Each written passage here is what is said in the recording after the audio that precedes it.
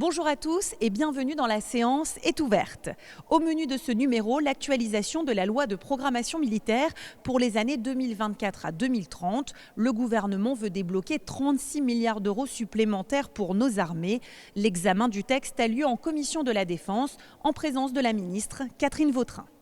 La guerre, situation dominante dans l'histoire de l'homme, au milieu de quelques rares périodes de paix, nous oblige à choisir d'être acteurs de notre avenir ou spectateurs impuissants à la merci des prédateurs.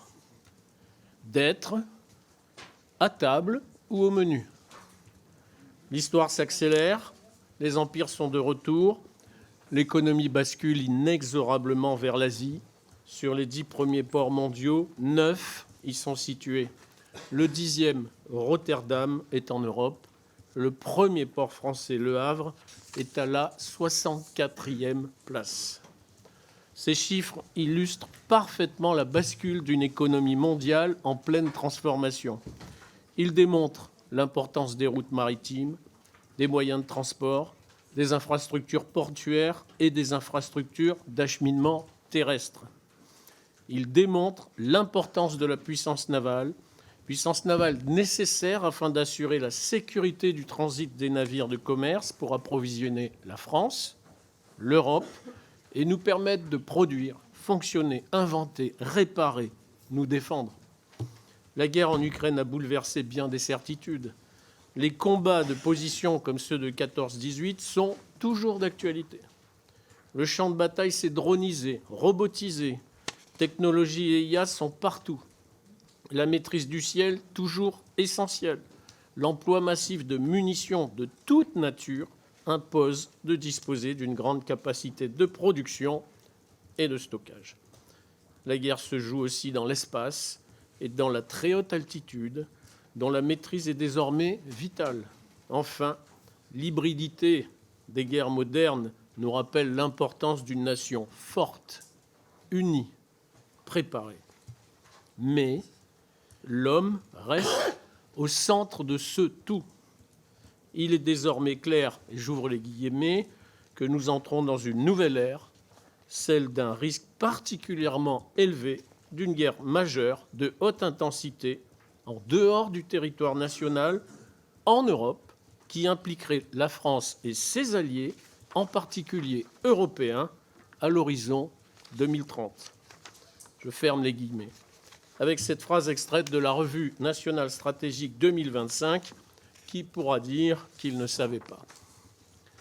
Face à l'inconstance de l'allié historique, les États membres de l'Union européenne prennent enfin conscience de leur faiblesse, de leur dépendance, pensant naïvement qu'acheter du matériel américain serait une garantie de protection permanente.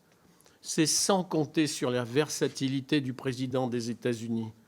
Il a des envies de Canada, de Groenland, il taxe, critique ses amis de toujours, il épargne, flatte ses ennemis de toujours.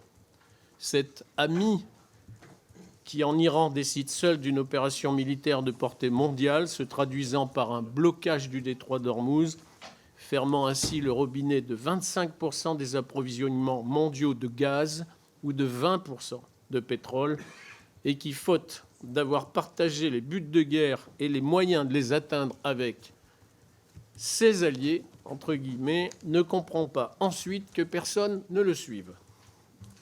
Mon Dieu, préserve-moi de mes amis, mes ennemis, je m'en charge. Attribuée à Voltaire, cette phrase résonne particulièrement aujourd'hui.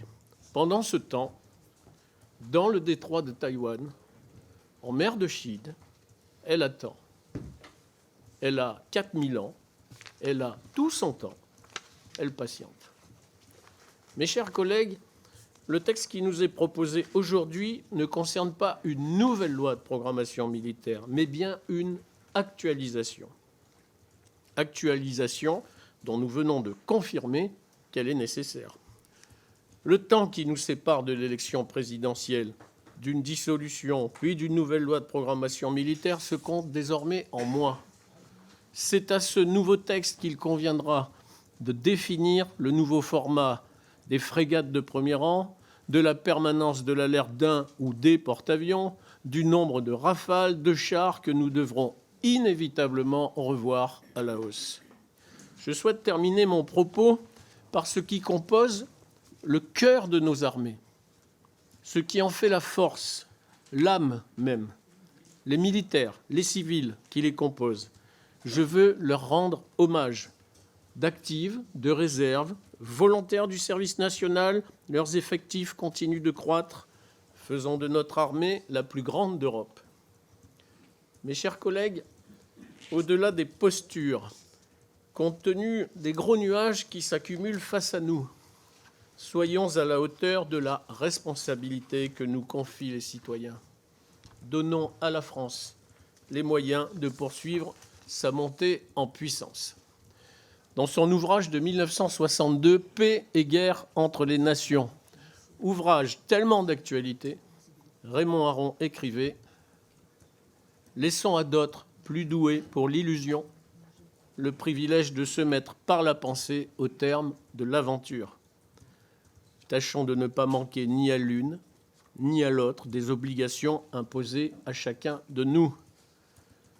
Ne pas s'évader d'une histoire belliqueuse, ne pas trahir l'idéal. Penser et agir avec le ferme propos que l'absence de guerre se prolonge jusqu'au jour où la paix deviendra possible, à supposer qu'elle ne devienne jamais. Je vous remercie. Merci, monsieur le rapporteur. Monsieur le rapporteur, je vous en prie. Des décisions que nous prendrons ici dépendront pour une part la vie ou la mort de nos soldats.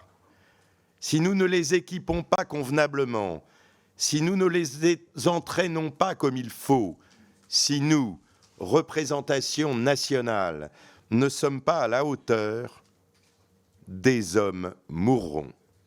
C'est une vertigineuse responsabilité. Ça l'est aussi en raison du contexte international. À l'heure où nous parlons, à 3 heures de Paris, l'Ukraine est sous les bombes et le détroit d'Ormuz vit au rythme des blocus et des contre-blocus. L'hypothèse centrale qui charpente cette actualisation est évidemment celle d'une confrontation majeure avec la Russie. Inutile de développer ici le comportement de la Russie, puissance révisionniste, néo-impériale, qui depuis la Crimée en 2014, en tout cas, viole les frontières qu'elle avait elle-même garanties dans le mémorandum de Budapest de 1994. Bien sûr, demain, nous ne verrons pas les chars russes sur le Rhin comme nous pouvions le craindre durant la guerre froide. Mais la solidité de la défense de l'Europe peut être testée sur le flanc Est, en particulier dans les pays baltes, à l'horizon 2030.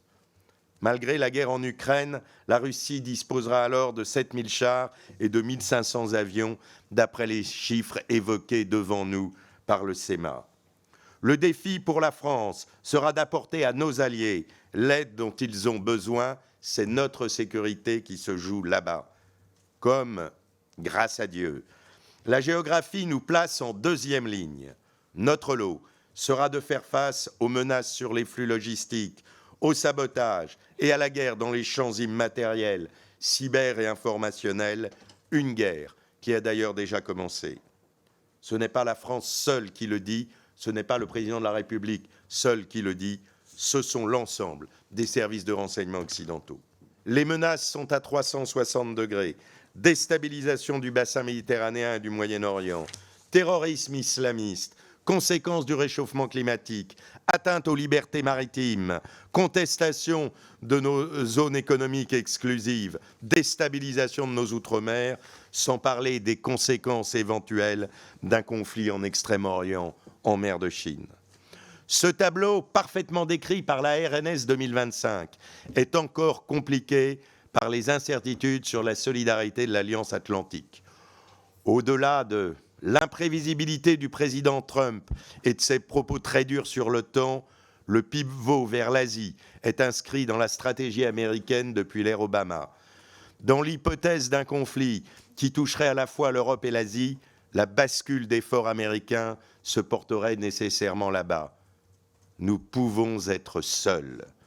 c'est l'extraordinaire défi qui se pose à notre génération, européaniser l'OTAN, qui aujourd'hui ne peut plus être vu seulement comme un cheval de Troie américain, puisqu'en Ukraine, ce sont bien les nations européennes de l'OTAN qui portent la cause de ce pays. L'européaniser, cela veut dire armer ses postes avec nos officiers et remplacer progressivement les strategic enablers pour lesquels nous dépendons des Américains. L'autonomie stratégique de l'Europe reposera sur l'engagement des nations européennes, seules compétentes en matière de défense au sein du pilier européen de l'Alliance, unique structure capable de défendre le continent et qu'il serait vain et coûteux de vouloir dupliquer autrement. Voilà le contexte. Dans ce cadre, les effets militaires à produire pour la France sont clairs. Disposer de tous les moyens souverains pour assurer la crédibilité, la suffisance et la permanence de notre dissuasion avancée. Dans le cadre de l'épaulement conventionnel, être capable d'être nation-cadre de niveau corps d'armée dans le cadre des NDP, NATO Defense Plans, en cas d'hypothèse d'engagement majeur, contribuer à la sécurisation de nos voies maritimes, protéger nos outre-mer, assurer la sécurité du territoire national en cas d'attaque hybride, éventuellement menée par des proxys à base de drones, par exemple, qui pourraient être tentés de profiter des avantages de l'asymétrie que nous voyons aujourd'hui dans le golfe d'Ormuz, être capable de mener des OPEX à faible empreinte au sol, notamment en cas de résévac en environnement non permissif. Cette actualisation s'efforce de répondre, au moins partiellement, à ces défis dans un contexte budgétaire particulièrement contraint, en conduisant le difficile exercice de préparer l'avenir et de répondre aux besoins actuels. S'agissant de la préparation de l'avenir, les programmes à effet majeur, PANG avec la France Libre, mon co-rapporteur y tient, Rafale au standard F5, réflexion sur une solution de char intérimaire, capacité de frappe balistique conventionnelle dans la profondeur, ou système de combat aérien de nouvelle génération, qui devra aboutir, quelles que soient les vicissitudes des coopérations internationales, y compris en franco-français ou avec d'autres partenaires, si l'Allemagne venait à faire défaut, cette actualisation est au rendez-vous. Elle l'est aussi pour les technologies émergentes, IA, quantique, connectivité spatiale, robotisation. S'agissant des besoins actuels, elle répond aux nécessités les plus criantes. Munitions avec 8,5 milliards supplémentaires pour encaisser un premier choc, drones de toute nature, du FPV à la MTO à longue portée, logistique, feu dans la profondeur, DSA, standard, mise au plus haut niveau de nos navires de premier rang. Certains voudront y voir un paradoxe. On augmente les budgets, mais le format ne change pas. Mais cette actualisation vise la cohérence. Elle traite de ce qui ne se voit pas, de ce qui, sur le champ de bataille, fait la différence entre la victoire et la défaite. À quoi bon davantage de canons si l'on n'a pas de camions pour les approvisionner?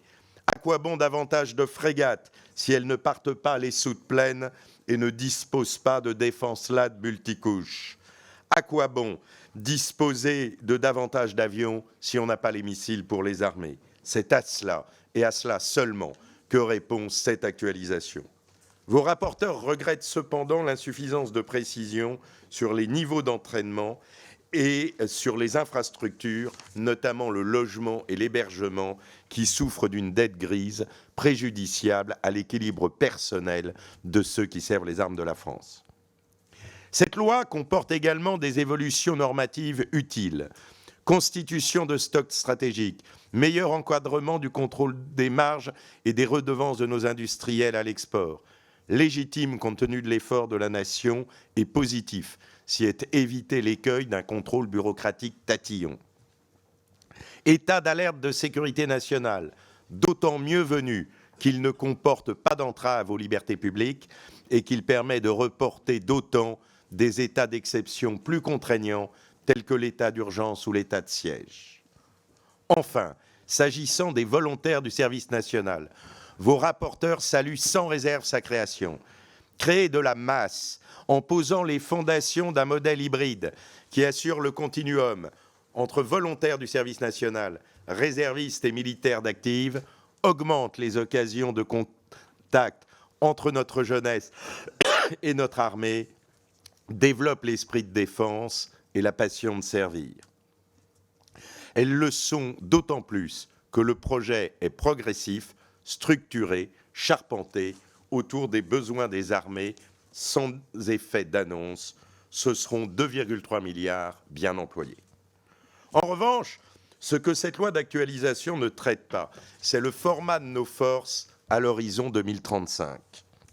Je n'entrerai pas dans le détail ici, car ce n'est pas le lieu.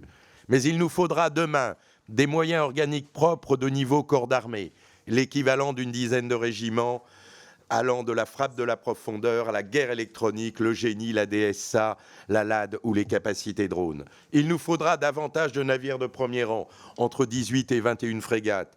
Il nous faudra une trentaine de Rafales supplémentaires, notamment pour mettre en œuvre les nouvelles têtes nucléaires annoncées par le président de la République à l'île Longue. Pour cela, il faudra atteindre le poids de forme de 90-100 milliards évoqué par le Premier ministre et repris encore récemment par Madame la Ministre. Même si la route sera encore longue, car une politique de défense est par nature une politique de temps long, doubler le budget des armées en 10 ans, ce n'est déjà pas si mal. Cet effort est surtout démultiplié par l'exceptionnelle qualité des femmes et des hommes qui portent les armes de la France et qui font le meilleur avec ce que la nation leur donne. En somme, cette actualisation est une bonne loi. Vos rapporteurs espèrent que nos débats permettront de l'enrichir, qu'ils seront libres de toute posture et de tout calcul politicien. Nous le devons au monde, à l'étranger qui nous regarde. Nos débats seront un signalement stratégique fort qui témoignera de notre résolution. Nous le devons à nos armées qui, chaque jour, assument le risque de la mort donnée et de la mort reçue pour une cause plus grande que nos pauvres destins individuels. Nous le devons au pays qui a besoin de vérité, de solidité et de résilience à l'ombre de ses épées et de ses drapeaux au service de l'essentiel, une communauté nationale unie, libre et forte dans les orages du monde. Merci, messieurs les rapporteurs. Nous arrivons à présent aux orateurs de groupe et nous commençons par le Rassemblement national avec Laurent Jacobelli. Tout d'abord, au nom du groupe Rassemblement national, j'aimerais rendre à mon tour hommage à Florian Montorio, à l'ensemble de ses camarades du 17e régiment de génie parachutiste de Montauban, à sa famille, à ses proches et bien sûr à toutes les femmes et les hommes qui font nos armées. Guerre en Ukraine, embrasement du Moyen-Orient, politique erratique des États-Unis, jamais le besoin d'une actualisation de la loi de programmation militaire ne s'était fait autant sentir. À coups de tambours et trompettes, on nous annonçait cette actualisation qu'il fallait étudier d'urgence, quitte d'ailleurs à malmener le travail parlementaire, laissant au moins espérer ainsi la prise en compte pragmatique des besoins de nos armées. Mais comme souvent avec ce gouvernement, la montagne a accouché d'une souris, puisque cette actualisation n'est finalement rien d'autre que la correction de la copie insincère votée en 2023. Hélas, toutes les mises en garde que nous avions formulées à l'époque se sont avérées. L'inflation a largement absorbé les crédits, notamment sous l'effet de la flambée des coûts de l'énergie. Les reports de charges ont doublé pour atteindre près de 100 milliards d'euros de reste à payer, entraînant pénalités de retard pour l'État et des difficultés de trésorerie pour les TPE-PME de notre BITD. Les surcoûts liés aux opérations extérieures, tout comme le soutien à l'Ukraine, n'ont fait l'objet d'aucune ressource additionnelle. Pire encore, n'écoutant pas vos oppositions, ni même d'ailleurs vos états-majors, vous avez sous-évalué les besoins de nos armées, jusque dans leurs dimensions les plus élémentaires, à commencer par les stocks de munitions, dont vous reconnaissez aujourd'hui enfin l'importance. Il s'agit d'ailleurs de l'une des seules avancées concrètes, chiffrées et datée de votre texte. Nous voilà donc plongés dans un moment étrange et paradoxal. Alors que nous devrions dessiner les contours de l'armée du futur, nous allons simplement corriger les mensonges du passé. Difficile d'être visionnaire quand on est mauvais gestionnaire. En bref, les 36 milliards d'euros supplémentaires annoncés serviront avant tout à couvrir des engagements déjà pris et corriger des erreurs de prévision, bien plus qu'à améliorer nos équipements, à améliorer la condition de nos soldats ou le respect de nos anciens combattants. Mais surtout, une question demeure.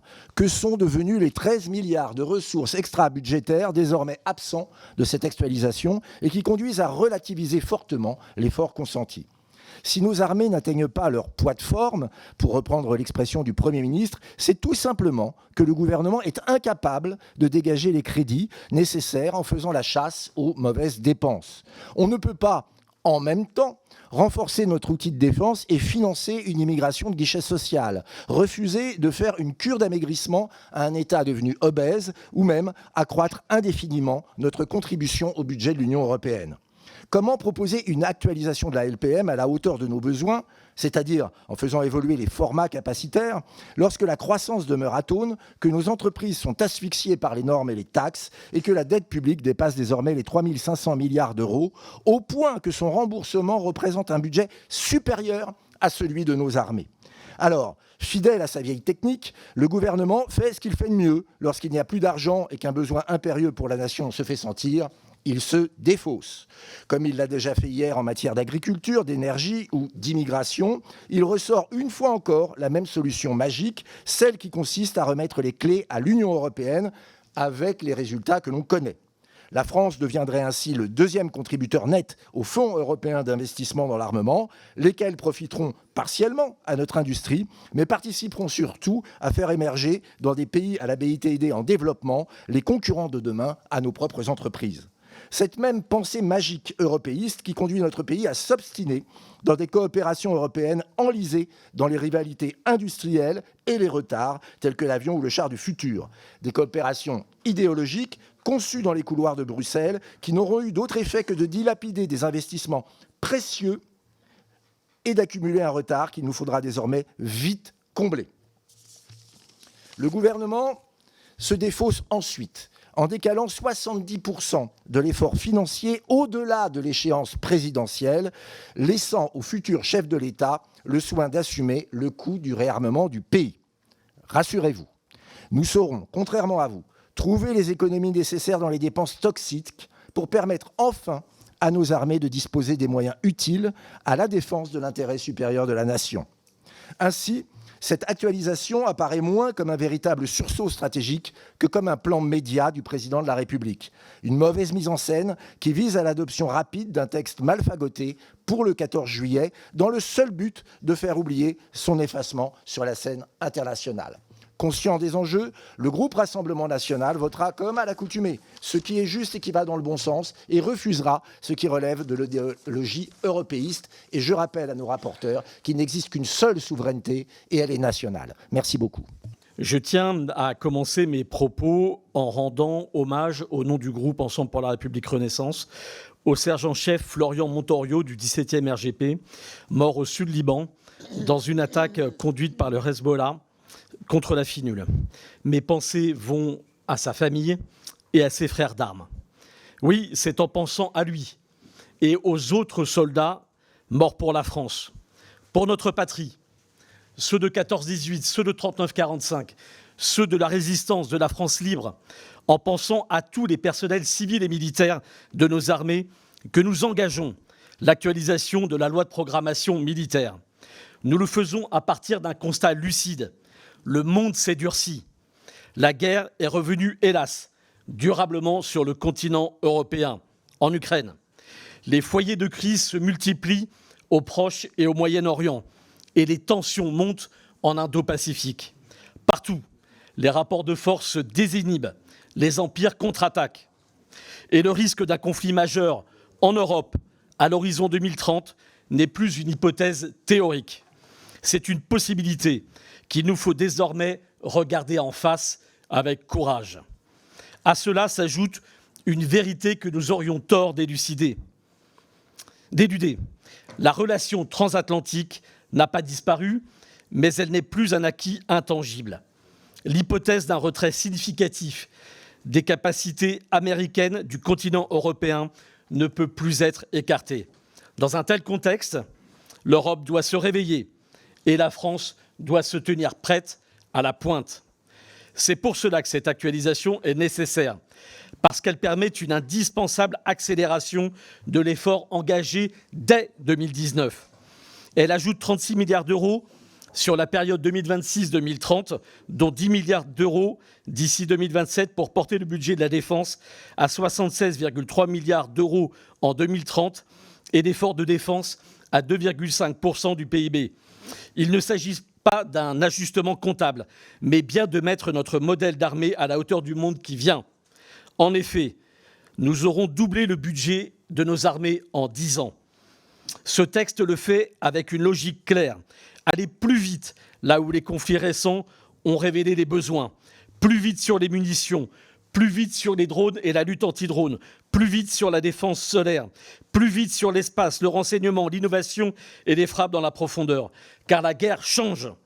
Et une armée crédible est une armée capable de s'adapter, de voir plus loin, de décider plus vite et de tenir dans la durée.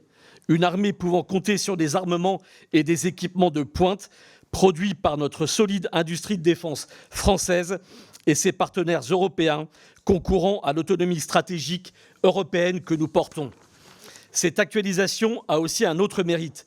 Elle ne se contente pas d'ajouter des crédits, elle cherche à densifier notre modèle d'armée, à consolider notre base industrielle de défense française et à renforcer notre capacité de décision souveraine.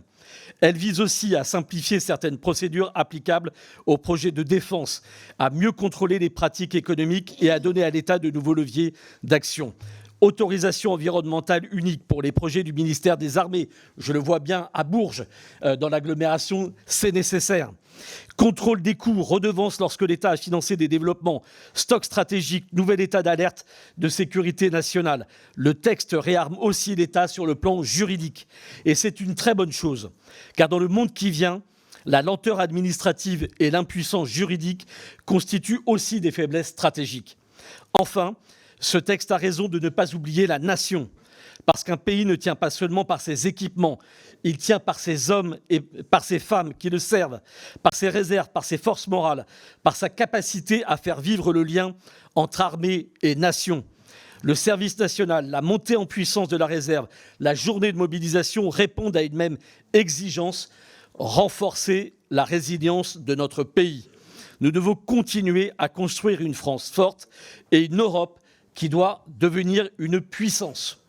Pour toutes ces raisons, le groupe Ensemble pour la République Renaissance soutiendra ce projet de loi d'actualisation de la loi de programmation militaire. Parce qu'actualiser notre loi de programmation militaire, c'est refuser l'inertie et regarder en face l'accélération des menaces. C'est prendre acte du durcissement du monde et donner à la France les moyens d'y faire face. C'est renforcer nos armées, consolider notre base industrielle de défense et préserver nos capacités à décider par nous-mêmes, c'est au fond faire le choix d'une France forte, d'une France libre et d'une France maîtresse de son destin. Au nom du groupe de la France Insoumise, je souhaite tout d'abord rendre hommage au sergent-chef Florian Montorio, mort au Liban, sous mandat de l'ONU. Nos pensées accompagnent sa famille, ses proches et ses compagnons d'armes. Nous voilà aujourd'hui appelés à discuter une nouvelle fois une loi de programmation militaire. Après une LPM 2019-2025 déjà bien fragile, une LPM d'urgence en 2023 sous couvert du contexte ukrainien, et 3 ans plus tard, nous revoici devant le Parlement pour son actualisation. Vous proposez 36 milliards d'euros supplémentaires pour la défense, sans nous présenter de nouveaux programmes ni justifier ces nouvelles dépenses. Pire, plusieurs programmes sont décalés, voire abandonnés. Cette actualisation n'est donc pas une adaptation stratégique à un monde qui aurait changé, car rien ne change dans ce que vous nous proposez. Il s'agit d'un simple rattrapage budgétaire, conséquence directe d'une loi précédente qui ne disposait pas des moyens financiers de ses ambitions militaires. Nous vous avions pourtant prévenu. Et comment comptez-vous les financer ? Par idéologie, vous refusez de taxer les ultra-riches et les grandes entreprises que vous subventionnez à outrance. Ces dépenses se feront donc au détriment des autres services publics. Vous empêchez toute acceptabilité populaire, vous fragilisez la défense de la nation. Nous sommes également en droit de nous interroger sur le calendrier. Pourquoi une actualisation à 1 an de l'élection présidentielle ? Sa durée de vie sera de fait encore plus courte que celle des précédentes LPM. Le prochain président proposera de toute évidence sa propre loi de programmation militaire. Cet outil de planification ne peut devenir un exercice permanent de réajustement à court terme. Il doit servir à engager la défense de la nation dans la durée. Vous êtes donc, sans surprise, de bien mauvais planificateurs. Et cela se constate dans le projet de loi que vous nous soumettez. Aucun bilan n'est tiré des coopérations militaires franco-allemandes qui nous mènent pourtant droit dans le mur. Vous nous demandez de repousser le futur avion de combat commun entre nos deux pays de 2030 à 2035 alors même que la presse allemande annonce aujourd'hui l'échec des ultimes négociations. Face à l'échec, là aussi, annoncé du char franco-allemand destiné à remplacer le Leclerc, que vous n'abandonnez pas pour autant, vous préconisez enfin de développer une solution intermédiaire que nous réclamions pourtant depuis 4 ans et que vous aviez jusqu'ici toujours refusé.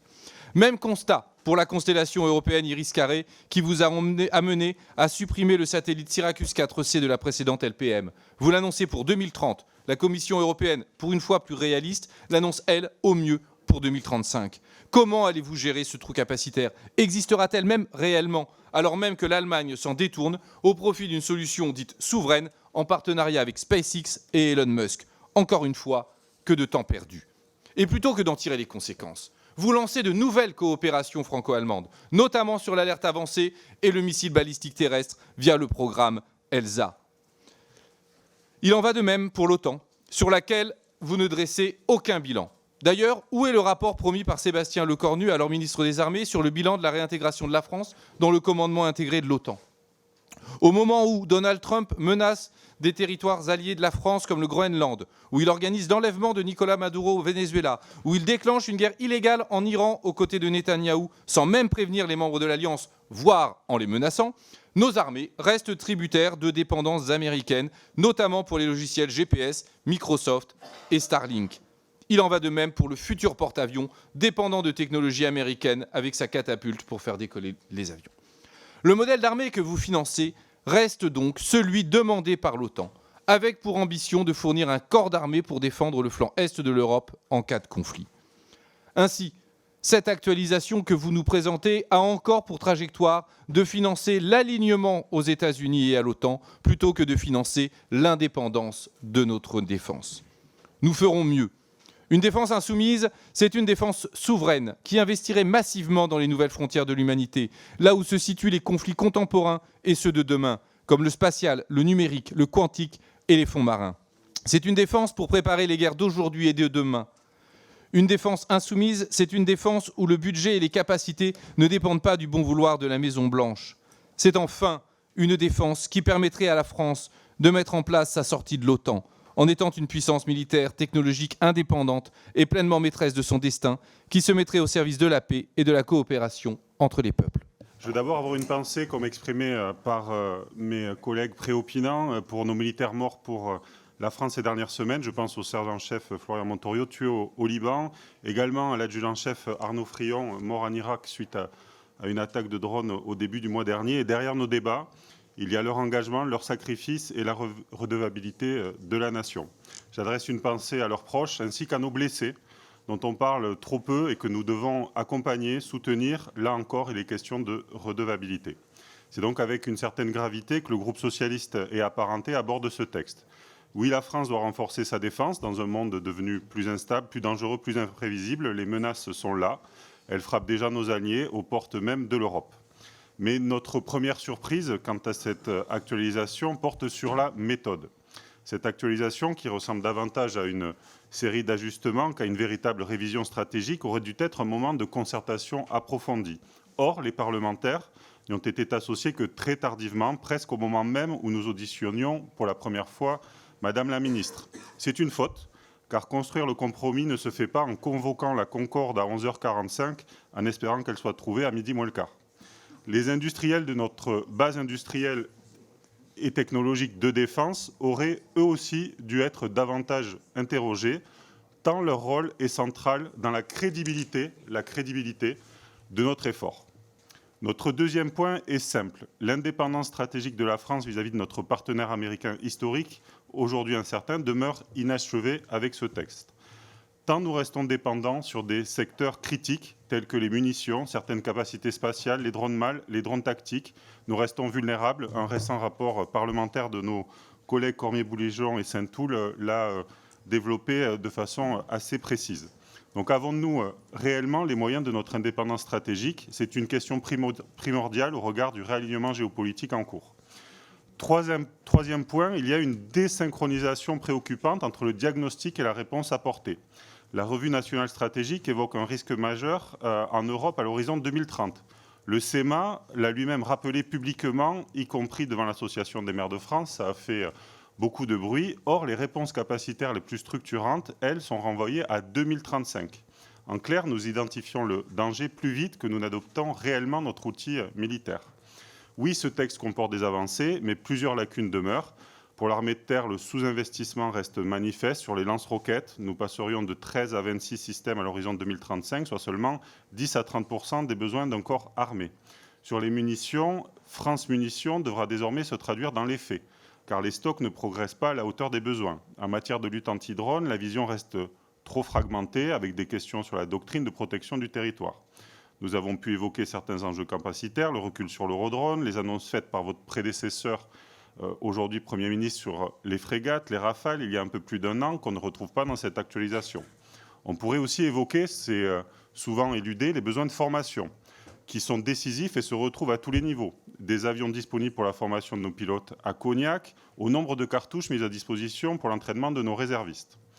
Notre quatrième inquiétude, ça ne vous surprendra pas, porte sur l'aspect insincère de ce budget, car ce texte vient réajuster une programmation sous-financée dès l'origine. Les 36 milliards d'euros additionnels ne dessinent pas un nouveau modèle d'armée, ça a été évoqué, qui demeure contraint et réduit en taille. La multiplicité des priorités affichées, sans hiérarchisation claire, fait craindre un saupoudrage possible et inadapté aux exigences de la haute intensité. Il y a 10 ans, avec un budget 2 fois inférieur, la France était au-dessus de la moyenne européenne. Aujourd'hui, nous sommes dans la moyenne européenne et nos partenaires les plus engagés sont entre 3 et 5% du PIB. Il faut sortir du discours, parfois un peu autosatisfait sur l'augmentation budgétaire depuis 2017 que nous entendons souvent. Cet effort, il n'est pas propre à la France, il nous est imposé par la marche du monde. D'ailleurs, des zones d'ombre se sont transformées en déception. Je pense notamment aux prêts européens via SAFE. Vous l'avez annoncé, Madame la Ministre, ces près de 16 milliards d'euros seront en réalité inclus dans les 36 milliards prévus au total. De plus, le Haut Conseil des finances publiques souligne que les restes à payer augmentent encore de l'ordre de 40 milliards d'euros sur 2 ans pour se stabiliser autour des 140 milliards d'euros. Donc ce texte est une ligne de crête. Et je me permets de conclure qu'il faudra, dans cet effort budgétaire, être attentif à la façon dont il s'inscrit plus globalement dans le budget. Nous avons la conviction au groupe socialiste qu'il ne peut pas y avoir d'unité nationale sans cohésion sociale, et c'est un point sur lequel nous serons très attentifs. Je vous remercie. Au nom de mon groupe, je souhaite aussi rendre hommage au sergent-chef Montorio, décédé samedi dernier au cours d'une embuscade. Il est mort pour la France, mais aussi pour le Liban, pays frère, meurtri depuis des décennies par les conflits. Nos pensées vont aussi à ses frères d'armes, blessés, dont 2 au moins le sont grièvement, et à tous les sapeurs qui sont particulièrement engagés et avec lesquels j'ai tissé des liens particulièrement étroits avec ma collègue lors du rapport que nous avons eu l'occasion de mener. Alors bien sûr, à l'occasion de ce début de l'examen d'actualisation de la loi de programmation militaire, il convient de ne jamais oublier, et cela a été dit par le rapporteur Jean-Louis Thiriot, que les moyens que nous mettrons pour nos armées le seront au service d'hommes et de femmes qui sont prêts au service et au sacrifice ultime pour notre pays. Le parcours du sergent-chef est un concentré à lui seul de l'engagement total de nos soldats pour défendre notre nation. Alors je tiens à vous remercier, messieurs les rapporteurs, pour le travail intense que vous avez fourni dans un délai particulièrement contraint et donc des conditions de travail fort peu satisfaisantes. Ne nous payons pas de mots. Ce n'est pas une loi historique, c'est une loi raisonnable. Pouvons-nous vraiment nous en satisfaire ? Dans notre rapport d'information sur la préparation à la haute intensité, nous avions chiffré les manques en ce domaine à 40 milliards. Et ce trou n'est pas comblé car on doit faire face aux nouveaux champs de conflictualité, le spatial, le cyber et les grands fonds, que nous n'avions alors étudiés qu'à la marge. Notre rapporteur, Jean-Louis Thiriot, reconnaîtra certainement ces mots prononcés dans l'hémicycle en mai 2023 lors de la discussion générale. 3 ans plus tard, avec 1 an d'avance par rapport au calendrier fixé, ce n'est pas tout à fait 40 milliards, mais 36 milliards d'ici à 2030, avec des surmarches rajoutées aux marches prévues, pour atteindre 436 milliards contre 400 milliards initialement prévus, soit en réalité le montant que les députés du groupe La Droite républicaine avaient réclamé dès 2023. Alors bien sûr, nous saluons certaines avancées, nous nous en satisfaisons, une ambition est importante, mais elle ne doit pas non plus rester au milieu du gué face à des ruptures capacitaires et des besoins opérationnels criants, notamment pour le génie. Le génie qui ne dispose pas de l'ensemble des moyens requis pour un engagement de haute intensité, en particulier dans les domaines du franchissement, de l'ouverture d'itinéraires, du bréchage, du minage, du déminage. Ces ruptures capacitaires que j'ai eu l'occasion de souligner avec ma collègue résultent de parcs insuffisants et de matériel vieillissant, voire de capacités abandonnées auxquelles s'ajoutent des difficultés de maintien en conditions opérationnelles. Le projet d'actualisation prend acte de l'urgence de renouveler nos capacités de bréchage, avec la livraison dès 2026 des premiers EMBZ, ainsi que de l'arrivée du programme Sabre pour remplacer un système de déminage pyrotechnique aujourd'hui à bout de souffle. À l'horizon 2030, ce sont 21 systèmes de chaque type qui viendront renforcer nos régiments. De même, l'effort consenti pour la défense NRBC est un signal important. En commandant des systèmes de reconnaissance et de décontamination supplémentaires pour remplacer nos vieux VAB et nos VLRA, nous répondons enfin à une inquiétude légitime sur le vieillissement de ces capacités critiques. Pourtant, le compte n'y est pas sur des segments essentiels à la mobilité de nos forces. Le programme CIFRAL, destiné au franchissement des coupures humides, stagne. Maintenir une cible de 300 mètres en 2030, c'est se contenter de nos capacités actuelles, alors que notre rapport d'information souligne l'impérieuse nécessité de permettre le passage rapide de ces coupures. Il est impératif que nous portions cette cible à 1000 mètres dès 2030 et à 3000 en 2035. Et de prévoir aussi que dès maintenant, le remplacement des EFA pour garantir la mobilité sous le feu. L'EGC subit lui aussi les aléas d'un report préoccupant. Alors que le besoin est évalué à 170 systèmes, l'actualisation décale l'objectif de 100 à 125 unités en 2036. Nous devons revenir à la cible initiale de 170 engins d'ici 2035 pour ne pas fragiliser la manœuvre interarmes. Enfin, le retour d'expérience des conflits est formel. Le minage de zones automatisées est une capacité de dissuasion et de défense majeure.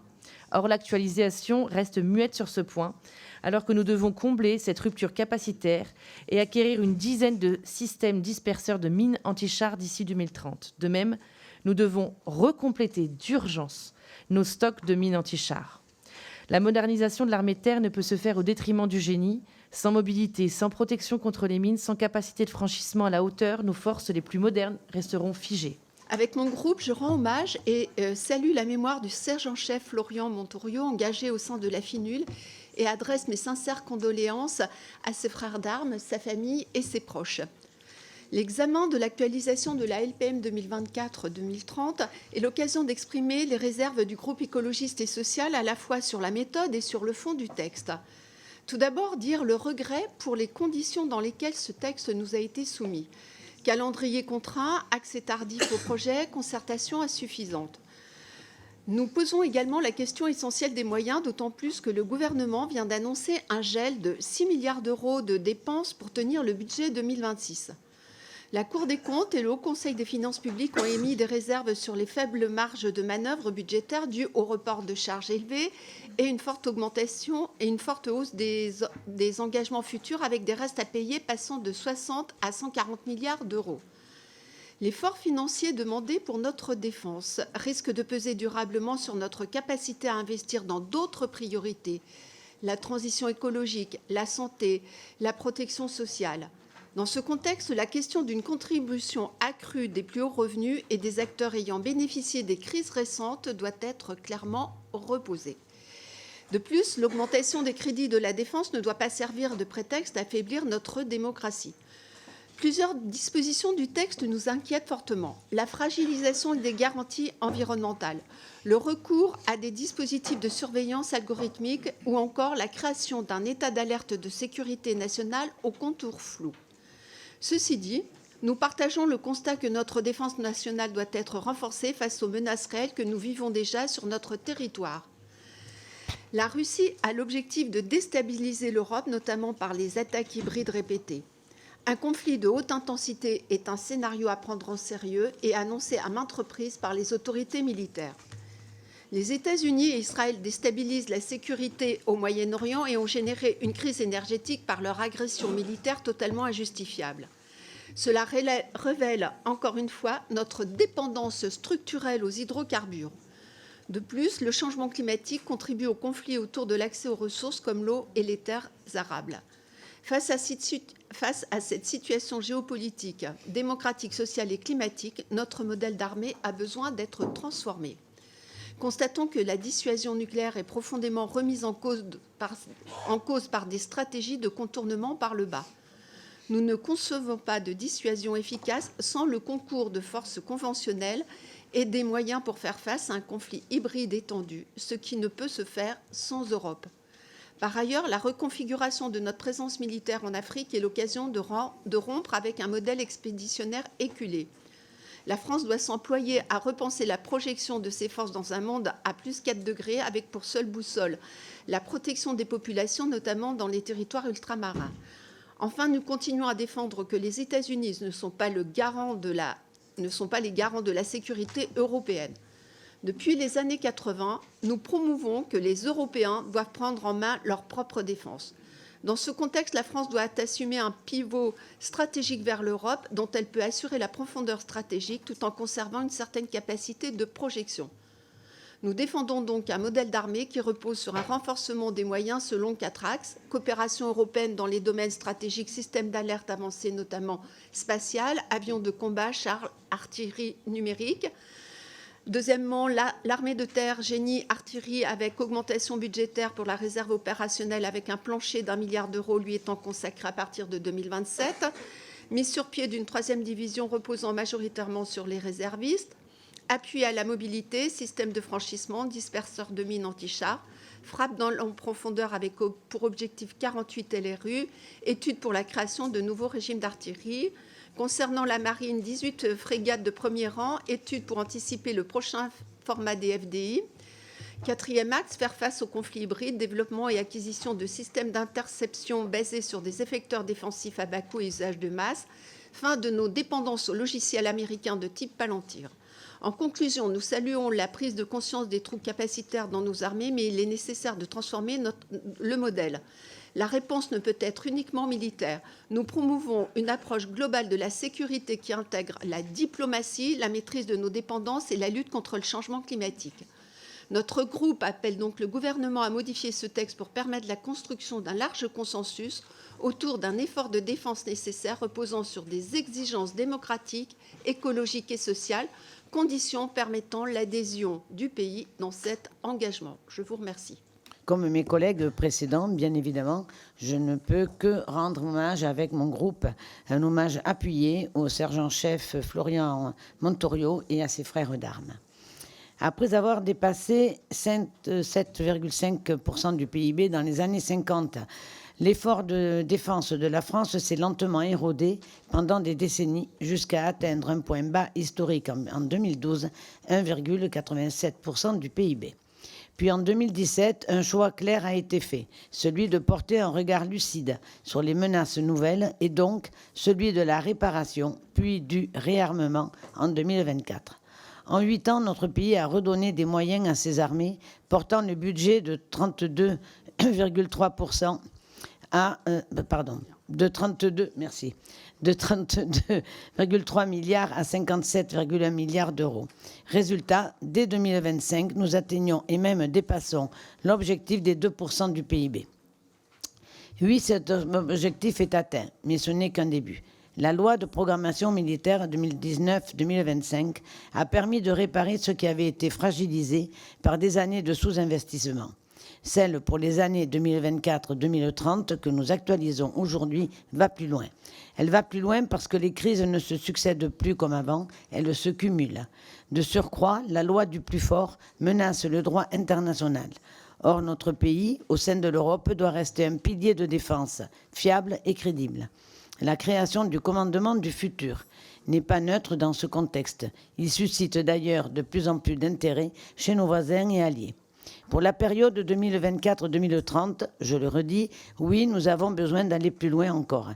Avec 36 milliards d'euros supplémentaires, nous portons notre ambition à 76,3 milliards d'euros, soit 2,5% du PIB.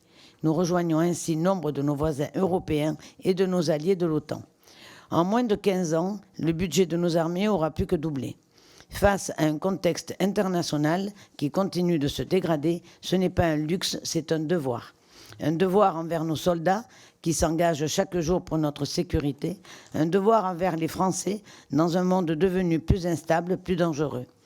Comme l'a rappelé le chef d'état-major la semaine dernière en audition, la perspective d'un engagement de haute intensité, y compris face à la Russie, n'est plus simplement théorique. Face à ce qui est une hypothèse crédible, une chose est certaine, la France doit être prête. Les deux volets de cette LPM actualisée, programmatif et normatif, permettent de dégager des leviers structurants. Des leviers pour notre industrie, qui doit produire plus et plus vite, des leviers pour notre chaîne de valeur, qui doit gagner en agilité, des leviers pour notre pays tout entier, qui doit devenir plus réactif, plus résilient. Car être prêt, ce n'est pas seulement une question de budget, c'est une question de tempo, de capacité à monter en puissance et de volonté collective. La France a fait le choix du réarmement. Aujourd'hui, donnons-lui les moyens de tenir ce cap. Madame la ministre, ce cap, le groupe des démocrates le soutient. Soyez assurés que nous serons au rendez-vous que vous nous proposez avec ce texte. Nous saluons ainsi les nombreuses avancées concrètes, telles que l'élargissement de la constitution de stocks stratégiques et de la priorisation de la commande publique aux industriels hors secteur de la défense et aux opérateurs d'importance vitale. L'extension du périmètre des entreprises soumises au contrôle des coûts de revient dans le cadre des marchés de défense et de sécurité. La modernisation du cadre de ces marchés de défense et de sécurité, nous saluons ainsi une attente ancienne des industriels, simplifier, accélérer, lever les blocages administratifs. Mais être au rendez-vous de l'histoire, c'est aussi parfois questionner. Nous comprenons votre volonté de créer un nouvel état d'alerte de sécurité nationale. Plus encore, nous en comprenons l'objectif. On ne peut être plus clair. Agir vite, agir fort et dans des circonstances exceptionnelles. Nous souhaiterions toutefois mieux en comprendre le fonctionnement et le cadre. Quelle garantie dans la mise en œuvre, notamment dans la remise en état? Si l'autorisation d'installation est valable 2 ans au bout desquels il y a une obligation de remise en état dans les 6 mois, quelles sont les sanctions en cas de non-respect de cette obligation? Quelle proportionnalité dans les dérogations, notamment en matière d'urbanisme et d'environnement? La dispense d'évaluation environnementale sera-t-elle graduée au niveau de la menace? Sans remettre en cause l'esprit de ce texte, nos questions visent à en sécurité l'application et à en garantir la légitimité. Malgré ces interrogations auxquelles je suis sûre que le gouvernement pourra apporter des réponses, une conviction demeure, nous devons avancer pour nos armées, pour notre souveraineté, pour la sécurité des Français. C'est pourquoi le groupe des démocrates votera ce texte. Je vous remercie. Le groupe Horizon et Indépendant rend hommage au sergent-chef Florian Montorio et adresse ses pensées à sa famille, ses proches et ses frères d'armes. Madame la ministre, mes chers collègues, la revue nationale stratégique actualisée en juillet dernier dresse un constat que nul ne peut éluder. Nous vivons dans un monde qui a franchi un point de bascule. La Russie poursuit son offensive tout en réussissant à réarmer massivement. La Chine durcit sa posture en Asie-Pacifique tout en soutenant l'effort de guerre de Moscou. Les conflits se multiplient du Moyen-Orient à l'Afrique subsaharienne. Les stratégies hybrides, cyberattaques, désinformation, sabotage frappent nos démocraties avec une intensité inédite. Et pour la première fois depuis la fin de la guerre froide, notre revue stratégique envisage explicitement le scénario d'une guerre majeure de haute intensité impliquant la France et ses alliés européens à l'horizon 2030. Et à cela s'ajoute une rupture dans la relation transatlantique. Les États-Unis priorisent leur territoire et la compétition avec la Chine. L'hypothèse d'un retrait significatif de leur capacité de notre continent n'est plus théorique. Les Européens doivent prendre leurs responsabilités. La France, nation cadre, puissance nucléaire, membre permanent du Conseil de sécurité, a un rôle singulier à jouer dans ce réveil stratégique. Dans ce contexte, l'immobilisme serait la pire des imprudences. Et le gouvernement a fait le choix de l'action. Le groupe Horizon et Indépendant y souscrit pleinement. Ce texte d'actualisation de la loi de programmation militaire, c'est ainsi un nouvel effort de la nation. Il mobilise 36 milliards d'euros supplémentaires sur la période 2026-2030 portant notre effort collectif de défense à 2,5% du PIB en 2030. Et surtout, les ressources supplémentaires ne sont pas dispersées. Elles sont ciblées sur ce que les théâtres de l'Ukraine et du Moyen-Orient ont mis en lumière. Des efforts particuliers seront ainsi mis sur les munitions et les drones. Et on notera aussi les efforts pour la défense surface-air, les frappes dans la profondeur et le rehaussement de notre arsenal nucléaire, clé de voûte indiscutable de notre politique de défense. Mais ce texte va effectivement au-delà d'une loi, d'une simple programmation de financement et de crédits supplémentaires. Il adapte aussi notre cadre juridique face aux exigences du temps présent. La création d'un état d'alerte de sécurité nationale est peut-être l'innovation la plus structurante du projet. Ce nouveau régime offre au pouvoir public des leviers proportionnés. Simplification des procédures environnementales, priorisation de la commande publique, adaptation des normes réglementaires. Le tout pour répondre à une menace grave, sans basculer d'emblée dans les régimes d'exception les plus lourds. Se priver de cet outil, ce serait condamner l'État à légiférer dans l'urgence, sous la pression, dans un contexte de tension que nos adversaires ne manqueraient pas d'exploiter. L'élargissement de la lutte anti-drone aux opérateurs d'importance vitale répond tout autant à une réalité concrète. Les survols indésirables se sont multipliés au-dessus d'installations sensibles. Il est impératif de donner aux opérateurs les moyens légaux de se protéger. Et je veux aussi saluer les dispositions relatives à la mobilisation des forces vives de la nation. Le nouveau service national militaire, fondé sur le volontariat, la transformation de la journée défense et citoyenneté en journée de mobilisation, ou encore le renforcement de la réserve de sécurité nationale. Dans un environnement aussi dégradé, la défense ne peut plus être l'affaire de nos seules forces armées. Elle doit redevenir l'affaire de la nation tout entière.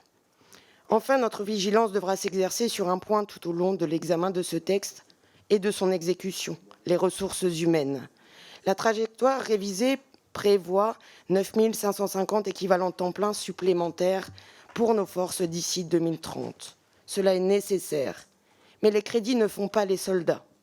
Le recrutement, la fidélisation, les conditions de vie et de logement des militaires et de leurs familles sont des enjeux qui conditionnent la capacité opérationnelle réelle de nos armées. Nous y veillerons. Pour toutes ces raisons, Monsieur le Président, Madame la Ministre, mes chers collègues, le groupe Horizon et Indépendant votera avec conviction en faveur de ce texte de loi. Il est à la hauteur de ce que la situation exige. Je vous remercie.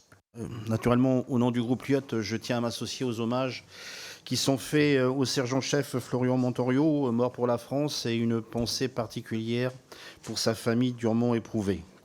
Cette actualisation de notre programmation militaire était une nécessité. Le monde dans lequel nous vivons s'est durci, les conflits à haute intensité ne sont plus des hypothèses et la sécurité de l'Europe est à nouveau menacée. Face à ce contexte, la hausse des moyens est là, avec tout de même une rallonge de 36 milliards d'euros. Dans la période budgétaire actuelle, ce n'est pas rien. Cette actualisation a aussi le mérite de tirer certaines des leçons de la revue nationale stratégique. Il y a un véritable effort consacré au stock de munitions, à la préparation opérationnelle, mais aussi aux drones, ce qui correspond à la réalité des conflits contemporains. Pourtant, et c'est peut-être là tout le paradoxe de ce texte, cette annonce d'un effort cumulé de 436 milliards à horizon 2030 n'a pas été le message fort attendu pour nos armées. Elle a plutôt été un signal brouillé car on ressent tout de suite les nombreux obstacles qui se dressent devant le gouvernement. Un contexte budgétaire incertain, le retour de l'inflation et une fin de second mandat présidentiel désolante.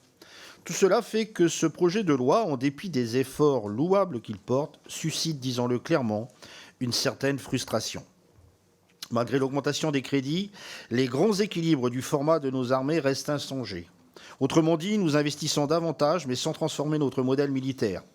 Dans un environnement stratégique qui évolue vite, cette prudence peut se comprendre. Elle mérite toutefois d'être interrogée. Je voudrais insister sur deux lacunes regrettables de ce texte. D'abord, nous ne pouvons pas ignorer la dimension humaine. Or, cette actualisation reste trop silencieuse sur les effectifs, sur l'attractivité, sur la fidélisation. Je trouve d'ailleurs regrettable que le Conseil d'État ait à rappeler à l'ordre le gouvernement sur l'absence de cette dimension humaine dans sa programmation. comme si le ministère des Armées avait oublié ceux qui servent notre pays. Notre groupe portera donc des amendements pour réaffirmer les efforts en matière de hausse des effectifs. L'efficacité de nos armées passe aussi par des conditions de logement et de vie décentes. Or, dans nos territoires, on constate notamment pour l'armée de terre un parc dégradé avec des bâtiments vétustes et parfois insalubres. On a un peu l'impression que les conditions de vie sont la variable d'ajustement budgétaire du ministère.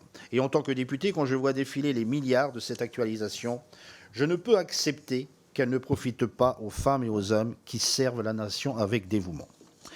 J'en viens à un deuxième angle de ce texte, un angle mort de ce texte qui correspond à celui des Outre-mer.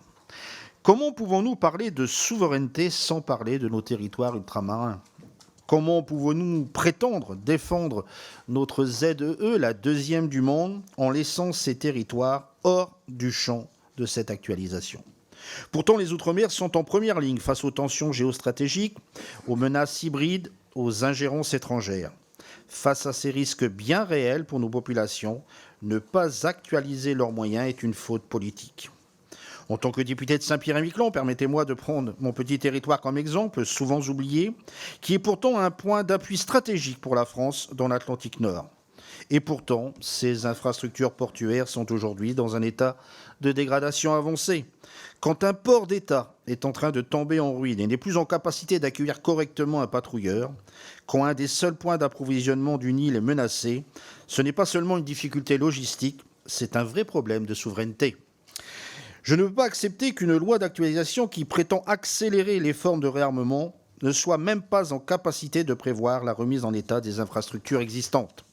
Et Saint-Pierre-et-Miquelon n'est pas un exemple isolé. Ma collègue Estelle Youssoufa portera plusieurs demandes face à la situation critique dans laquelle se trouve Mayotte.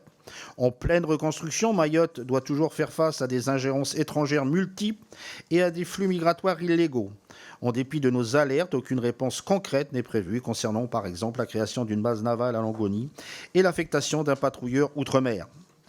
Notre groupe portera donc des amendements pour corriger ces lacunes et réaffirmer la protection des territoires ultramarins et la montée en puissance de nos forces de souveraineté comme priorité de la programmation militaire.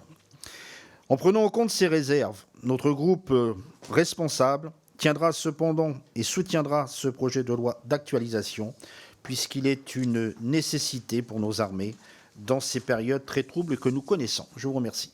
Au nom du groupe GDR, je me joins évidemment aux honneurs dus par la représentation nationale au sergent-chef Florian Montorio. Les armes ne sauraient faire taire son engagement pour la paix. Ce qui nous est présenté ce matin comme une actualisation de la loi de programmation militaire n'en est pas une. C'est au mieux une opération de rattrapage budgétaire destinée à masquer l'insincérité initiale de la trajectoire adoptée en 2023. Car une véritable actualisation aurait supposé un réexamen stratégique, un audit des besoins, une redéfinition des priorités, et rien de tel ici. Ni changement doctrinal, ni remise à plat, mais une fuite en avant budgétaire sans clarification des objectifs, ni cohérence d'ensemble. Alors certes, les chiffres impressionnent, 36 milliards d'euros supplémentaires et un effort de défense visant 2,5% du PIB. Mais derrière ces montants, une question essentielle demeure: au service de quelle stratégie ? Car cette hausse n'est pas neutre. Prenons les choses dans l'ordre. Si nous pourrions diverger sur les causes, les faits sont là. Nous partageons pleinement les constats quant à la dégradation de l'environnement stratégique international, à notre porte y compris, quant à la multiplication des conflits armés, le retour de la haute intensité et le nécessaire sursaut de souveraineté et de multilatéralisme face au manque de fiabilité des partenaires que la France pensait historique. Et à ce titre, oui, l'autonomie stratégique est un enjeu majeur. Mais cela ne transparaît pas dans cette actualisation, pas plus que dans la LPM ou encore moins dans la revue nationale stratégique. Cette hausse que nous examinons continue de s'inscrire dans une logique d'alignement sur les exigences de l'OTAN, alliance façonnée par et pour les États-Unis, quoi qu'on en dise, avec ou sans chimérique européanisation. Cette orientation est assumée, je cite, au nom de la crédibilité opérationnelle de la France et de son rôle de nation cadre au sein de l'OTAN. Alors inutile de se référer à Trotsky pour affirmer que la réparation du lien armée-nation ne peut être effective qu'à partir de la clarification du cadre stratégique de défense dans lequel s'inscrit quelque effort que ce soit, ce qui n'apparaît nullement malgré les leçons quotidiennes que nous donne malgré nous le choc des prédations. Alors oui, dans ce contexte, nous avons besoin d'une voie diplomatique forte, celle de la France, et savons qu'il n'est pas de diplomatie efficace sans défense dissuasive. À ce titre, nous ne sommes pas par principe opposés à tout effort de réarmement. Il est d'ailleurs, bien que rare, des éléments rassurants pour notre BITD en cette actualisation. La redevance à la charge des industriels en cas de cession à un tiers, de nombreux investissements qui peinaient à voir le jour, l'élargissement des dérogations aux règles de la commande publique en y intégrant les marchés de défense, ou encore la maîtrise des stocks des OIV. Mais justifié par le fait que ces 36 milliards ne seraient qu'un ajustement qui n'interroge pas le format, une question centrale échappe à nos débats. Quelle finalité pour notre industrie de défense ? Le simple fait de privilégier une logique de flux à une logique de stock devrait nous inquiéter. Alors légiférons-nous sur une nécessaire dévassalisation de notre arsenal de défense ou une militarisation de l'économie. Mais le seul volet industriel et capacitaire est l'arbre qui cache la forêt. Plusieurs dispositions traduisent une dérive au nom, soi-disant, d'une résilience collective. Extension des techniques de renseignement, réintroduction de dispositifs censurés, encadrement renforcé de la recherche, contrôle préalable des publications. L'article 18, notamment, élargit l'usage des traitements algorithmiques à des fins de surveillance. L'article 19 instaure un contrôle préalable des chercheurs travaillant en zone sensible, au risque d'incompatibilité avec la liberté académique. Mais c'est surtout la création d'un état d'alerte de sécurité nationale qui cristallise notre opposition, quoi que j'ai pu entendre ce matin. Ce nouveau régime d'exception, mobilisable en amont de l'état d'urgence, permettrait de déroger à de larges pans du droit, d'élargir les réquisitions civiles, de restreindre quelques libertés au nom d'une définition extrêmement floue de la menace. Dans un pays déjà doté d'un arsenal juridique exceptionnel particulièrement dense, où au fil des réformes, l'exception devient la règle, cette nouvelle étape constitue une bascule contestable du fait du flou. Et quand il y a un flou, c'est qu'il y a un loup. Et je ne parle pas là de la transformation de la journée de défense en journée de mobilisation. Pendant ce temps-là, un certain nombre d'urgences des armées sont reléguées au second plan. Conditions d'hébergement dégradées, manque d'attractivité des carrières, insuffisance logistique. Le décalage est flagrant entre l'affichage stratégique et la réalité du terrain. Alors nous refusons cette logique. La défense nationale ne peut être pensée comme une simple variable d'ajustement budgétaire ou comme un instrument au service de stratégies d'alliance contestables. Elle doit reposer sur une exigence, garantir la souveraineté, préserver la paix et respecter les libertés fondamentales au nom justement d'une résilience partagée. C'est ce qui nous guidera lors de l'examen de ce texte. Permettez-moi d'abord de joindre à tous vos hommages celui du groupe UDR au sergent-chef Florian Montorio du 17e régiment parachutiste de Montauban. Nous associons évidemment à la peine de ses proches et de ses camarades. Chers collègues, depuis 30 ans, la France a vécu dans une illusion, celle d'un monde sans guerre, où la haute intensité appartiendrait au passé. Nous avons embrassé les dividendes de la paix sans être capables de maintenir la paix. Mais si étonnant. En effet, les grandes nations qui façonnent le monde sont celles qui assument leur puissance. Oui, il faut assumer la puissance militaire de la France. Sinon, nous n'aurons pas plus voix au chapitre aujourd'hui que demain, pas plus en Ukraine qu'au Proche-Orient, pas plus vis-à-vis de nos partenaires, notre partenaire américain que du géant chinois. Depuis 4 ans, le spectre de la haute intensité a refait surface sur notre continent.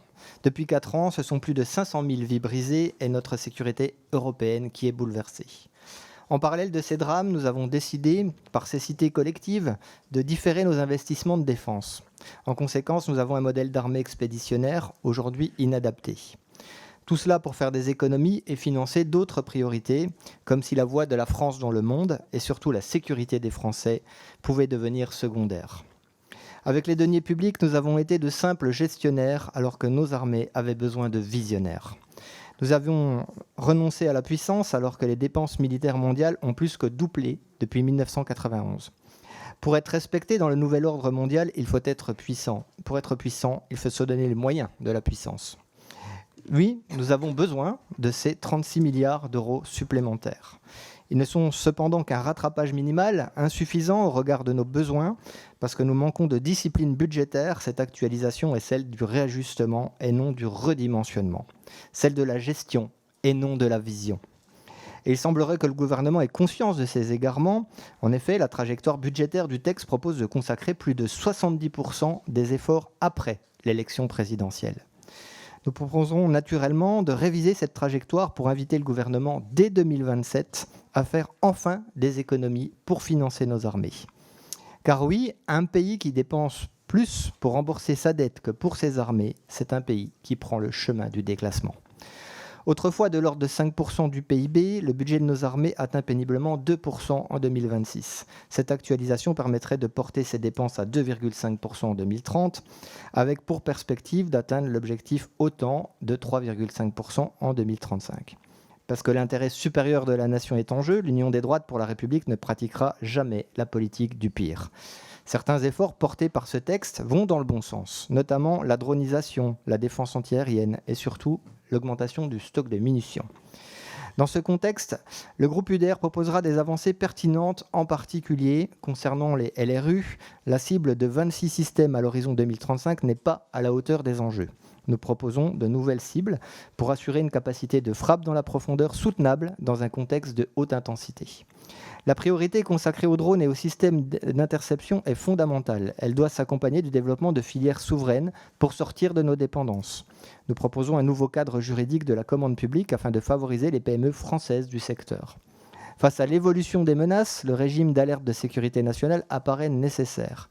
Mais dans un contexte économique dégradé, avec 70 000 défaillances d'entreprises en 2025, nous serons vigilants à ce que ces nouvelles obligations ne fragilisent pas davantage notre tissu économique. Enfin, si le nouveau régime de redevance paraît légitime, il est essentiel que son produit vienne financer exclusivement l'outil de défense. Chers collègues, cette actualisation ne traduit pas une nouvelle vision, mais une contrainte. Cependant, la défense n'appartient à aucun camp politique, mais elle relève de l'intérêt supérieur de la nation. Le groupe UDR contribuera à l'examen de ce texte avec un esprit constructif et responsable. Nous porterons, avec nos alliés du Rassemblement national, des améliorations concrètes pour nos armées. Nous nous réservons notre liberté de vote qui dépendra de la version finale du texte, c'est-à-dire de son utilité pour nos armées et pour les Français. Merci à tous les orateurs de groupe, merci à nos deux rapporteurs. Madame la ministre, à présent, si vous le souhaitez, vous pouvez prendre la parole pour répondre aux différents orateurs. Je vous en prie. Monsieur le Président, merci. Je voudrais évidemment remercier l'ensemble des orateurs et particulièrement les deux rapporteurs, le rapporteur Chenevard comme bien sûr le rapporteur Thiriot. Je voudrais évidemment m'associer aux hommages que vous avez rendus tant évidemment à Florian Montorio qu'au major Arnaud Frion.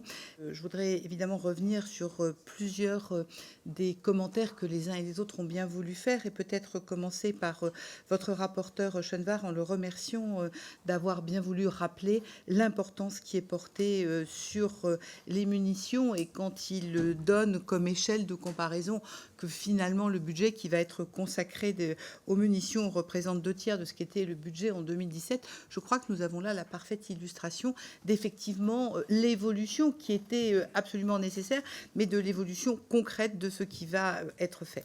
Je voudrais également redonner des éléments sur les indicateurs d'entraînement qui ont été cités par le rapporteur pour dire qu'il y a 1,6 milliard de plus dans l'actualisation, avec en parallèle une augmentation des munitions, ce qui est un deuxième élément, puisque vous avez tous partout entendu que ce que demandent nos militaires, c'est de pouvoir s'entraîner en ayant capacité de tirer. Pour avoir une capacité de tirer, il était important de faire face évidemment aux munitions. Et donc, j'ose dire que l'on s'entraîne plus et que l'on s'entraîne mieux. Et d'ailleurs, pour celles et ceux qui parmi vous ont pu participer aux exercices Orion, vous avez pu voir que dans Orion, il y a déjà eu des éléments tout à fait importants.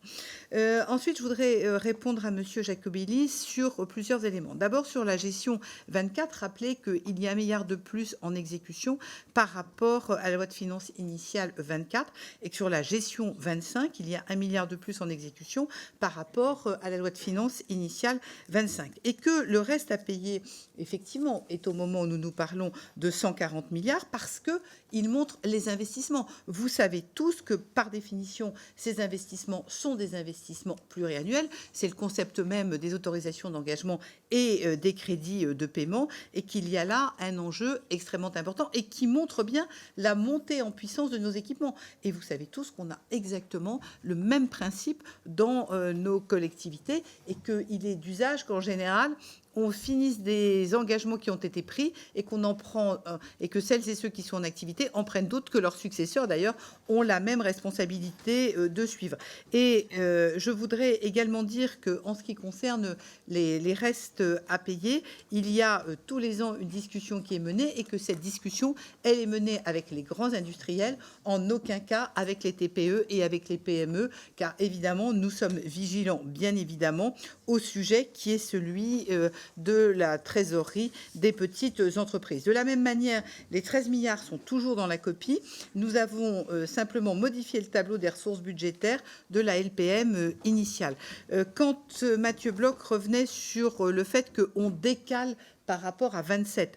Je voudrais quand même rappeler qu'on a 6,6 milliards d'augmentation en 26, 6,2 milliards en 27, ce qui montre bien qu'on a une chronique qui est très importante dès le début, et c'est le mécanisme même de la LPM qu'ensuite aller jusqu'en 30. Et vous le savez parfaitement, certains des objets que nous allons acquérir sont des objets de temps long. Je viens de parler à l'instant du porte-avions. Je pourrais prendre des exemples de frégates qui, par définition, sont des objets qui ne sont pas financés sur un exercice, mais sur plusieurs exercices.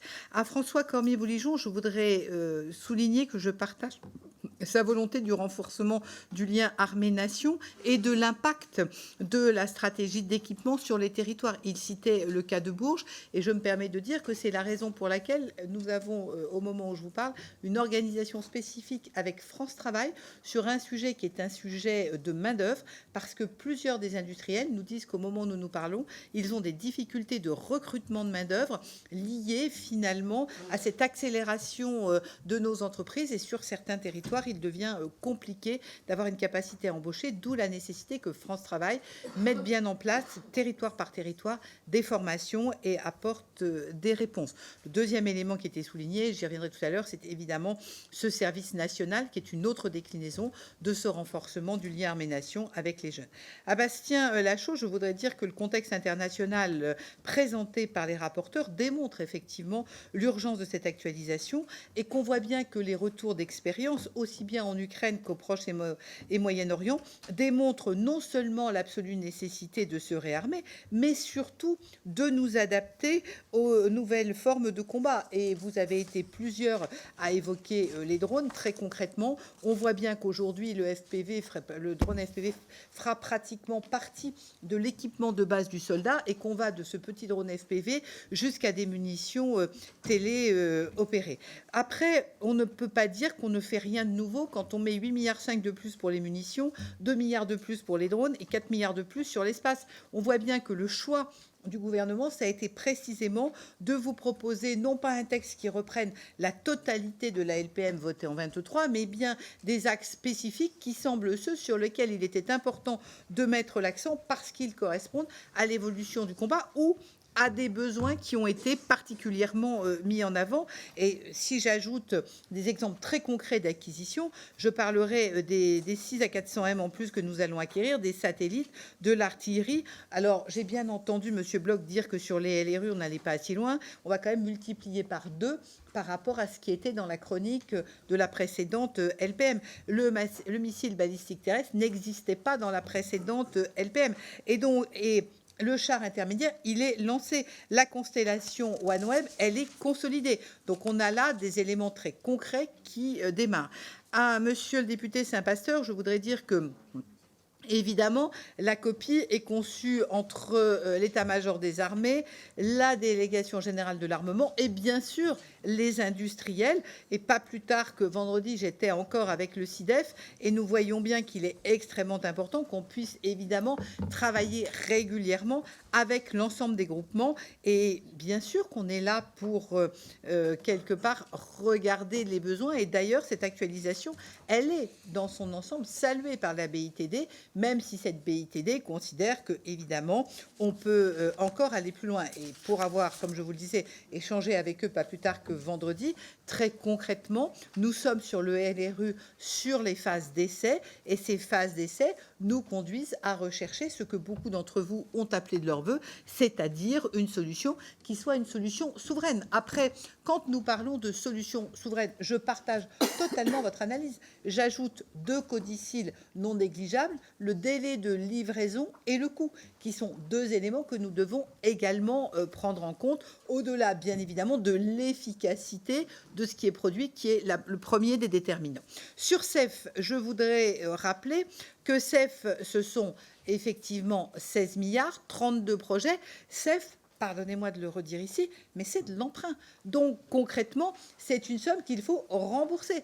Et donc, en d'autres termes, pourquoi c'est inclus dans les 36 milliards? Parce que très concrètement, l'importance de la ministre que je suis, c'est de récupérer quelque part la disponibilité des 36 milliards. Moi, après, qu'ils proviennent de CEF ou qu'ils proviennent d'une autre ligne budgétaire, dans tous les cas, c'est de l'argent public. Et donc, aujourd'hui, dans la situation financière du pays, je crois qu'il faut avoir la lucidité de se dire que nous n'avons pas capacité à faire 36 milliards, plus quelque part 16 milliards d'emprunts supplémentaires qui nous conduiraient à une dépense de 52 milliards, puisqu'il faut rembourser. Donc, c'est bien la raison pour laquelle, par définition, effectivement, c'est une des ressources qui nous permet de dépenser 36 milliards supplémentaires. Alors après, quand vous dites que l'effort n'est pas propre à la France, l'effort de réarmement, je l'entends, mais enfin, je voudrais quand même rappeler que nous avons été les premiers à anticiper, et je rends hommage à mes prédécesseurs, évidemment notre Premier ministre, mais également à Florence Parly, qui en leur temps avaient été les premiers à reprendre, après, comme cela a été dit par vos rapporteurs, après 30 ans de disette, ont été les premiers à remettre une approche constructive pour nos armées. Je voudrais dire à Madame la députée Blin que je partage complètement son analyse sur le fait que nous sommes une loi raisonnable parce que nous sommes sur une loi d'actualisation, mais qu'elle a raison sur le génie. Les capacités du génie n'avaient pas bénéficié d'efforts prioritaires au cours des dernières années, comme le montre excellemment le rapport qu'elle a commis avec sa collègue, et que, évidemment, la LPM s'efforce de rattraper, mais évidemment, l'effort est très conséquent et évidemment, les préoccupations que vous avez soulignées dans votre rapport sont prises en compte et je dirais que l'effort doit être poursuivi. À Madame Hervieux, je voudrais rappeler que les dispositions normatives ont été validées tant par la CNIL que par le Conseil d'État, que nous proposons des simplifications comme l'autorisation environnementale unique. Seule la Défense, à ce stade, ne bénéficiait pas de la possibilité d'autorisation environnementale unique et que, évidemment, nous nous adaptons au temps qui n'est plus totalement un temps de paix, sans être non plus dans un temps de guerre. Et notre objectif, c'est évidemment de pouvoir nous adapter sans, et j'insiste beaucoup là-dessus, sans toucher aux libertés publiques dans la notion d'état d'alerte. Et je réponds à Madame Pouilletot pour lui dire que cet état d'alerte et de sécurité, c'est un régime qui est déclenché au Conseil des ministres. C'est une adaptation temporaire de règles pour accélérer les décisions, pour les simplifier. Il faut une menace qui soit d'abord actuelle, c'est pas ça pourrait se produire, c'est la situation dans laquelle nous sommes, une menace qui est jugée comme suffisamment grave et l'activation n'emporte aucune dérogation générale. En d'autres termes, chaque mesure demandée doit être documentée. Elle n'excède pas 2 mois sans avoir une décision du Parlement. Et si les infrastructures qui ont été bâties sont pérennisées, le droit commun s'applique et sinon remise en état des sites sous 2 ans. Donc il y a quand même une protection des sites concernés.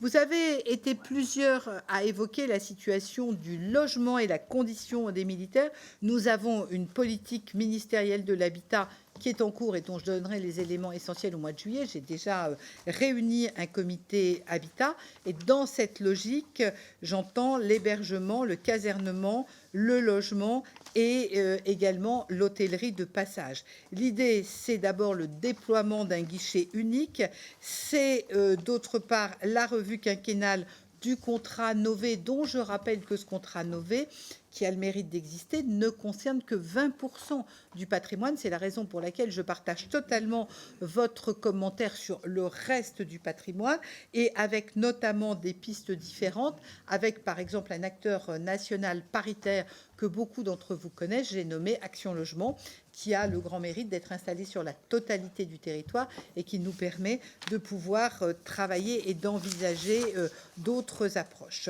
Le député Lenormand a bien voulu entendu évoquer l'outre-mer et je voudrais rappeler que l'actualisation s'inscrit dans la continuité de l'effort engagé par la LPM qui consacre 13 milliards aux outre-mer et notamment de renforcer les effectifs de 1100 militaires supplémentaires. On fait un effort sur la réactivité, notamment grâce aux capacités offertes par les A400M supplémentaires avec des stationnements potentiels outre-mer. L'actualité fait également effort sur les infrastructures et la résilience des territoires avec la reconstruction de Mayotte, la rénovation accélérée de bâtiments d'hébergement, notamment pour l'accueil du service national, puisque dès 26, nous avons 200 appelés qui seront outre-mer. Je voudrais également revenir sur ce que vous avez dit sur les personnels et notamment sur le traitement des personnels, en rappelant qu'en matière tout simplement de conditions de traitement sonnantes et trébuchantes, vous savez que les grilles ont été réévaluées en 23, 24 et 25, ce qui a permis une amélioration du traitement de nos personnels. Sur les infrastructures portuaires de Saint-Pierre-et-Miquelon, c'est un sujet, vous le savez, monsieur le député, qui est un sujet interministériel, puisque par définition, il ne concerne pas que les armées, qui d'ailleurs ne pourraient malheureusement pas prendre à leur charge la totalité de ces éléments. Et si je reviens une dernière fois sur le logement, c'est pour dire que en fait, les deux dernières LPM ont consacré plus de 1 milliard d'euros chaque année sur l'habitat sous forme d'aide à la pierre, d'aide au logement. Et dans le plan de rénovation, nous allons ajouter les lycées, les écoles, les casernes sur la période 27-29. Donc vous le voyez, il y a vraiment une logique de reprendre la totalité, tellement nous sommes conscients que cette notion de logement, c'est une notion de fidélisation et c'est le minimum que l'on doive à nos soldats, à leurs familles. Et donc, c'est vraiment un sujet sur lequel je souhaite que nous puissions avancer rapidement. Voilà quelques-uns des éléments que je souhaitais apporter à votre connaissance à la suite de cette discussion générale, Monsieur le Président. Après 20 heures de débat, les députés adoptent le texte le mardi 22 avril. Regardez. Nous allons donc maintenant procéder au vote sur l'ensemble du projet de loi ainsi modifié. Qui est pour ? Qui est contre? Qui s'abstient? La commission adopte le projet de loi. Je vous remercie. Voilà pour ce numéro de La séance est ouverte. À très vite sur LCP.